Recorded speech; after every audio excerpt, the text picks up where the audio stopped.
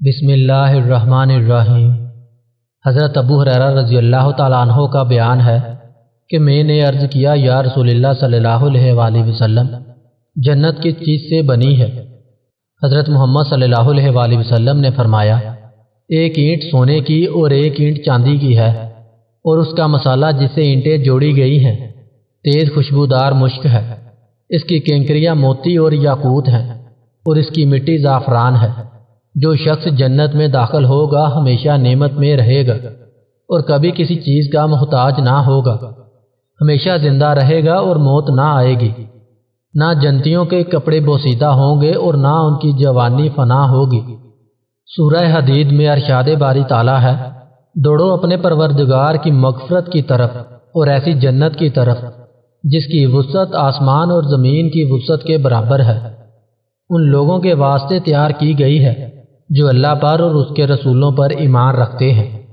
حضرت ابو سعید خدری رضی اللہ تعالیٰ عنہ سے روایت ہے کہ رسول اللہ صلی اللہ علیہ وآلہ وسلم نے ارشاد فرمایا، قیامت کے دن زمین ایک روٹی بن جائے گی جس کو جبار و قہار اپنے دستے قدرت میں الٹے پلٹے گا، جیسے کہ تم میں سے کوئی شخص سفر میں روٹی کو الٹتا پلٹتا ہے۔ الٹ پلٹ کر مستوی بنا کر اللہ تعالیٰ زمین کو اہل جنت کی اولین مہمانی قرار دیں گے۔ آپ صلی اللہ علیہ وآلہ وسلم نے فرمایا ہی تھا کہ ایک یہودی آ پہنچا اور کہنے لگا، اے ابو قاسم صلی اللہ علیہ وآلہ وسلم، اللہ تعالیٰ آپ صلی اللہ علیہ وآلہ وسلم پر برکت نازل فرمائے کہ آپ صلی اللہ علیہ وآلہ وسلم کو یہ بتاؤں کہ قیامت کے دن اہل جنت کی مہمان نوازی کس چیز سے ہوگی؟ حضرت صلی اللہ علیہ وآلہ وسلم نے فرمایا کہ ہاں بتا دے۔ اس نے اس طرح بیان کیا جس طرح آپ صلی اللہ علیہ وآلہ وسلم نے فرمایا تھا کہ زمین کی ایک روٹی بن جائے گی جسے اہل جنت سب سے پہلے ناشتے میں کھائیں گے۔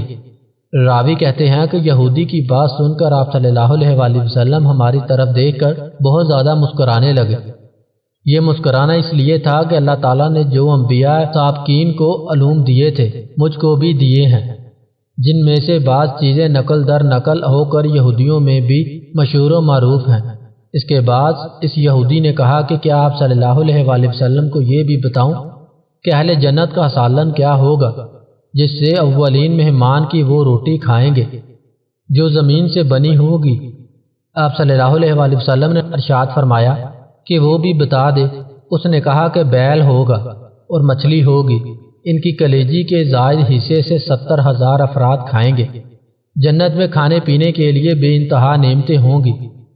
جب جنت میں قیام ہو جائے گا تو برابر کھاتے پیتے رہیں گے، مگر سب سے پہلے بطور ابتدائی مہمانی کہ جو ناشتہ پیش کیا جائے گا وہ زمین کی روٹی کا ہوگا، اور اس ناشتے کے کھلانے میں یہ مصلحت ہے کہ زمین میں طرح طرح کے مزے و ودیت رکھے ہیں جو مختلف علاقوں اور ملکوں میں پھلوں اور گلوں اور سبزیوں اور دیگر اشیاء میں پائے جاتے ہیں، اور چونکہ کسی بھی شخص نے زمین سے پیدا ہونے والے ہر نعمت نہیں کھائی ہے بلکہ کوئی اس پھل سے محروم ہے، کسی کو وہ پھل نصیب نہیں ہوا، سبھی نے تمام پھل نہیں کھائے، اسی لیے زمین کی روٹی بنا کر اہل جنت کو پہلے اس کے تمام مزے بحیثیت مجموعی چکھا دیے جائیں گے تاکہ جنت کی نعمتوں کو جب کھائیں پئیں تو ہر شخص کا یقین اس طرح سے عین الیقین ہو جائے کہ دنیا میں جو کچھ بھی میں نے یا کسی دوسرے نے کھایا پیا ہے وہ سب جنت کی ہر نعمت کے سامنے ہیچ ہے۔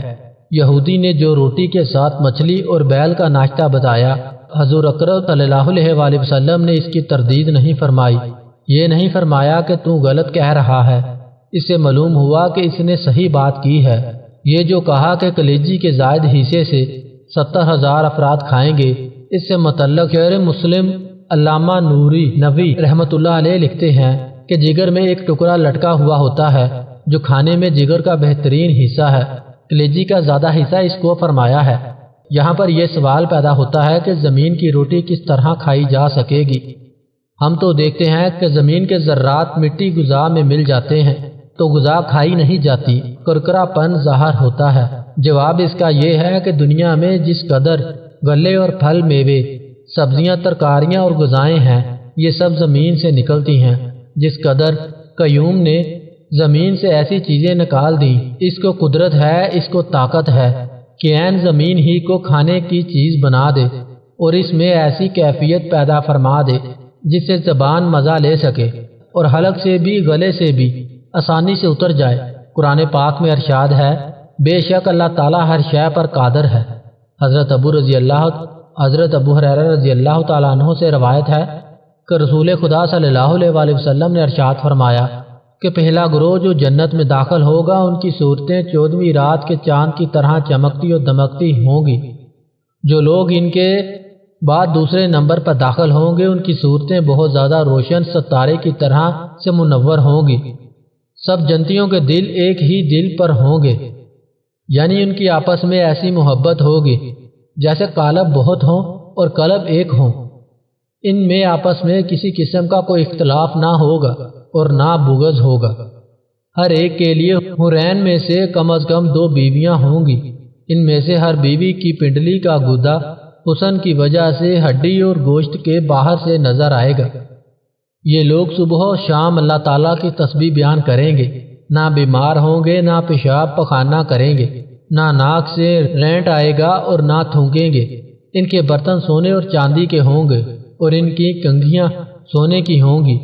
ان کی انگیٹھیوں میں خوشبو پھیلنے کے لیے جو چیزیں جلیں گی وہ عود ہوگی اور ان کا پسینہ مشک کی طرح خوشبودار ہوگا۔ اور سب اپنے باپ آدم علیہ السلام کی صورت میں ہوں گے، یعنی تمام کی صورتیں اور شکلیں آدم علیہ السلام جیسی ہوں گی۔ ان کا قد بلندی میں 60 ہاتھ ہوگا۔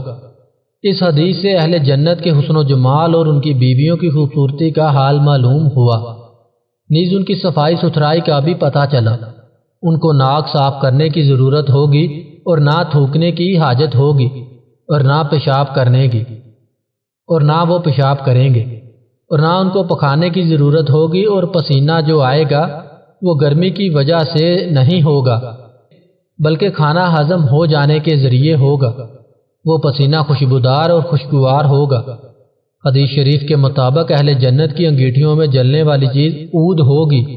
ذہن میں لانے کے لیے عود کو اگر لکڑی سمجھ لیجئے جس کے برادے سے اگر بتیاں بنتی ہیں، کیونکہ عود قیمتی چیز ہے، اس لیے دوسری لکڑی کی باریک باریک سلائیوں سے اس کا برادہ لپیٹ کر اگر بتیاں بنائی جاتی ہیں۔ جنت میں کسی چیز کی کمی نہ ہوگی، لہذا خوشبو کے لیے عود ہی سلگ رہا ہوگا۔ اس کے برادے کی پتیاں بنانے کی حاجت نہ ہوگی، اور یہ وہاں کا عود ہوگا، یہاں کے عود پر قیاس نہ کریں۔ یہ انگیٹھیاں آگ سے جل رہی ہوں گی یا کسی دوسری چیز سے، اس کے متعلق کوئی تصحیح نہیں ہوگی۔ سبحان اللہ، یہ ہے جنتیوں کے لیے اللہ تعالیٰ کی طرف سے ان کے لیے انعام ہے۔ اللہ تعالیٰ ہم سب کو نیک اعمال کرنے کی توفیق عطا فرمائے، آمین۔